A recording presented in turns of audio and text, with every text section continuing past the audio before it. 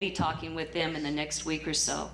I think a lot of people want to have a bigger understanding of what this MAP test is about, and it's also really important because it opens up the whole issue of standardized testing anyway, which is something that we all need to take a look at. So thank you for putting together this panel. We are very much part of the Scrap the MAP committee, organizing committee, and we'll continue to work together to end this. All right.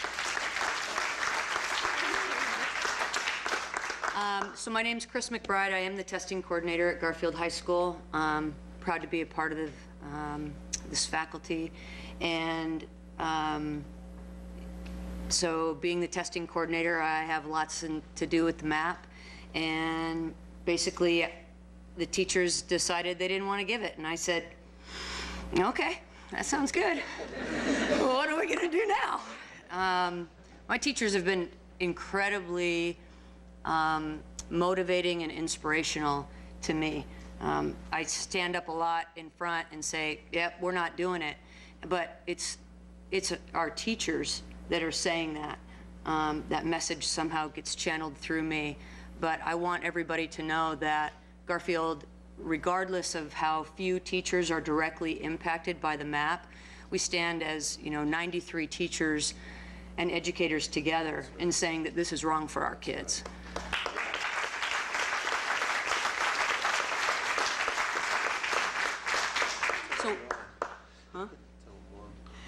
So there are lots of reasons why the MAP sucks.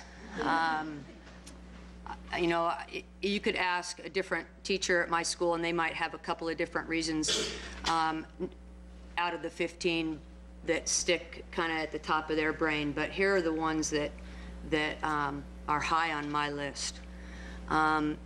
It's not high stakes for the kids. It doesn't matter to them. It doesn't impact their grade, their graduation, and it doesn't help them. There aren't interventions. We don't get us, like the previous speaker was talking about, or one of the previous speakers, get the scores and then do what? Well, hurry up and get ready for the next MAP test. Hope those scores go up. There aren't interventions. I heard somebody from another school on the task force, and somebody at one of the other schools who's represented on the task force said, we get these scores, and then we look at the scores, and we might put them in an extra math class or give them this extra support. And I thought, well, where are your dollars coming from, and where's that extra time coming from? We don't have that at our school, and I bet I'm not alone in saying that. There are no opportunities to use those numbers in a way that's meaningful at all, at all. It doesn't match what the curriculum that my teachers are teaching. Not that they would know that because they don't get to see anything that's on the test beforehand. How are they supposed to prepare these kids? But if you look over a kid's shoulder while they're taking the test, there's some geometry on there. Wait a minute, aren't you rating me as an algebra teacher right now? That seems problematic. And I agree with the teachers. That seems wrong. So, we could go on and talk about why this test in particular is bad for kids. And I know that the movement has gotten bigger and we're looking at standardized testing as a whole. But, Mary earlier talked about something that really touched me. It brought it right back down to this particular thing in this particular school for these particular teachers was bad for their kids. And that's when teachers said, we can stand up. It doesn't have to be just the union leadership. Not that they're not meaningful and powerful. But we, as the people who know what's best for our kids, can stand up and say, no, it's not going to happen again. And the last thing that I want to share with you tonight is I was asked to share some of the numbers of what should have happened during the winter testing window and what did happen at Garfield. When I originally set up the testing thing for winter, before all of this came down, there was about 800 tests that should have been given. And that's not necessarily kids, because some kids are taking one test, some kids are taking 2 tests. It depends on what group they fall into. So out of the 810, I'm going to bring out my numbers here. At the end of the testing window, there were only 184, so less than a quarter completed valid tests.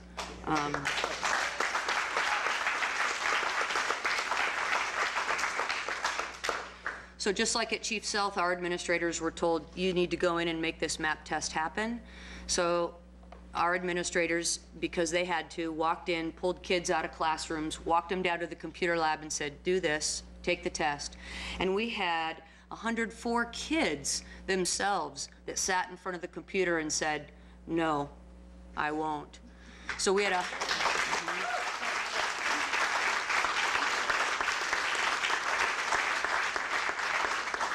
So we had 104 kids that said, nah, just gonna make it invalid.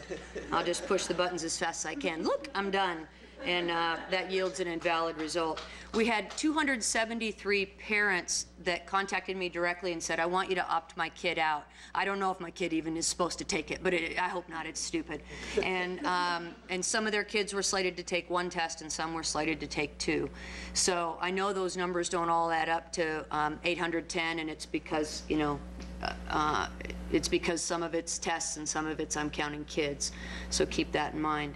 But when we saw these numbers, we were not only proud of what we're doing, but the parents that are standing behind us and the kids that know we're standing up and taking these risks because we're worried about them, our primary concern. So anyway, thank you for being here tonight. Thanks everyone for coming out tonight. It means a lot to us Garfield teachers, and it's just been an incredible ride to see a group of educators stand up and demand to be heard and say, you know what, we're the experts in education, not the billionaires who have not attended public schools and are pushing tests that they don't understand the impact on our kids. It's been amazing to see teachers get a sense of dignity and pride and a sense of power.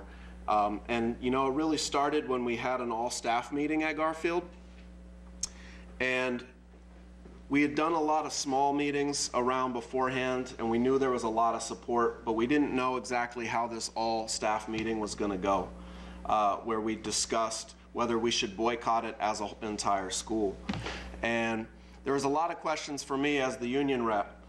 What's going to happen to me if I decide to boycott this? And I didn't sugarcoat it, you know.